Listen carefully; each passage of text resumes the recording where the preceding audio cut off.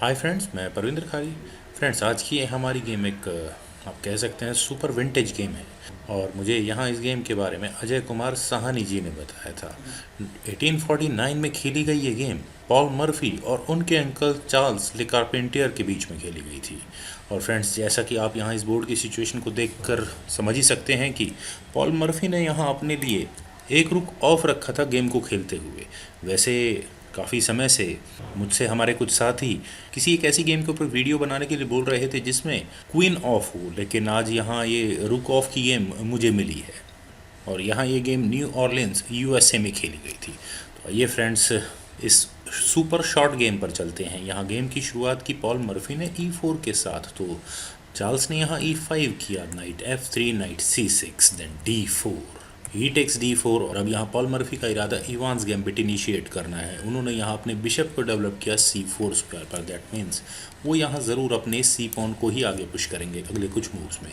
तो bishop B4 check, Charles ने यहाँ पॉल मर्फी को वही करने का मौका दिया। देन C3, तो एक एमेच्योर खिलाड़ी के लिए जो नेचुरल मूव हो सकता है वही यहाँ चार्ल्स ने किया, D टेक्स C3। और इसके बाद यहाँ पॉल मर्फी ने सबसे पहले कैसल किया, जो कि करना भी चाहिए अपने किंग की safety. C takes B2, then bishop takes B2। और इस तरह यहाँ वाइट के 3 पॉन्स बोर्ड से ऑफ हो चुके हैं। लेकिन यहाँ ये 2 डेंजरस बिशप्स ब्लैक की गेम को बहुत बुरी तरह डोमिनेट करने वाले हैं। और चूंकि वाइट का अटैक फिलहाल इस G7 पॉन पर है, तो ब्लैक को यहाँ अपने इस नाइट को F6 स्क्वायर पर लेकर आ जाना चाहिए था। लेकिन यहाँ चार्ल्स ने काफ़ी गलत मूव चला। जब एक पीस उनका डेवलप हो चुका है और इस पॉइंट पर एटलीस्ट गेम की इनिशियल स्टेजेस पर उन्हें अपने और पीसेस को डेवलप करने के बारे में सोचना चाहिए था। लेकिन यहाँ ब्लैक ने किया बिशप F8 और अपने मूव्स वेस्ट किए सिर्फ इस G7 पॉन की डिफेंस के लिए।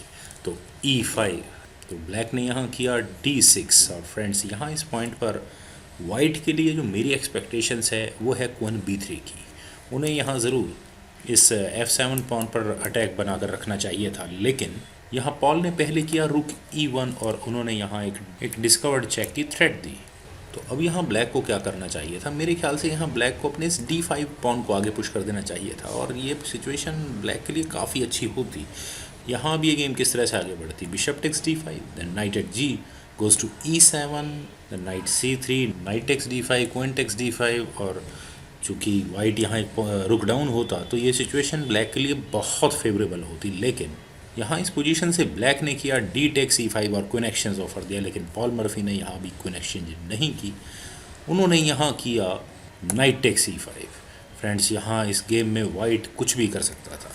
यहाँ इस पोजीशन से बेस्ट ऑप्शन थी बिशप टेक्स F7 करने की और एक अच्छी खासी टैक्टिक्स यहाँ वाइट के पास थी लगाने के लिए। लेकिन इस पोजीशन से जब पॉल मर्फी ने किया नाइट टेक्स E5, तो मुझे लगा कि पॉल मर्फी ने यहाँ कोई बहुत बड़ा ब्लंडर कर दिया, क्योंकि यहाँ इस पॉइंट पर चार्ल्स का नेचुरल मूव या किसी भी खिलाड़ी का नेचुरल मूव होगा क्वीन टेक्स D1 और क्वीन एक्सचेंज सिंपली करके यहाँ बड़े ही आराम से ब्लैक वाइट या इस नाइट को ले सकता है। लेकिन अब यहाँ पॉल मर्फी का जादू शुरू हुआ। उन्होंने यहाँ किया बिशप टेक्स F7 चेक।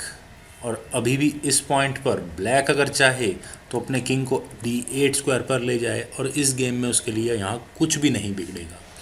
यहाँ वाइट ज़्यादा से ज़्यादा क्या करेगा? नाइट टेक्स C6 चेक, तो B टेक्स C6, देन रूक टेक्स D1 चेक। और मटेरियल वाइज तो यहाँ ब्लैक एडवांटेज में होगा ही होगा। लेकिन चार्ल्स ने यहाँ इस गेम में कुछ गलतियाँ की। उन्होंने यहाँ किया किंग E7 और इसके बाद यहाँ मर्फी को मौका मिला नाइट G6 चेक करके पहले तो यहाँ एक रुक से डिस्कवर्ड चेक देने का और साथ ही साथ इस नाइट से अपने किंग पर और रुक पर फॉक लगाने का। और अभी भी यहाँ ब्लैक को अपने किंग को मूव कर लेना चाहिए था D6 या D5 में। यहाँ अब ज़्यादा से ज़्यादा क्या होता है? रुक टेक्स D1 चेक, तो king C5, then knight takes H8। और अभी भी इस पोजीशन में ब्लैक बेटर होता, बस वो यहाँ डेवलपमेंट में थोड़ा पिछड़ रहा होता। लेकिन जो कुछ यहाँ ब्लैक ने किया उससे तो उनकी गेम यहीं ख़त्म हो गई। उन्होंने यहाँ इस पोजीशन से किया था king takes F7 and final move from Paul Morphy. उन्होंने यहाँ किया नाइट टेक्स H8 और अब यहाँ इस किंग के जाने के लिए कोई भी स्क्वायर खाली नहीं बचा है। फ्रेंड्स, क्या आप सोच सकते थे कि 2 मूव पहले ब्लैक को चेकमेट होने वाली है? यहाँ ये गेम का सिर्फ 13वां मूव है और चार्ल्स को यहाँ चेकमेट देखनी पड़ी। ये कैलकुलेशंस तो किसी के दिमाग में इतने आराम से नहीं आ सकती। और मैं यहाँ एक बार फिर दोबारा से अजय कुमार साहनी भाई का धन्यवाद देना चाहूँगा जिन्होंने इतनी शानदार गेम के बारे में हम सभी लोगों को बताया। सो होपफुली फ्रेंड्स आपको ये वीडियो पसंद आई होगी, आप इस वीडियो को लाइक करें, शेयर करें और मेरे इस यूट्यूब चैनल चेस गुरु को सब्सक्राइब करें। Thank you for watching and bye for now.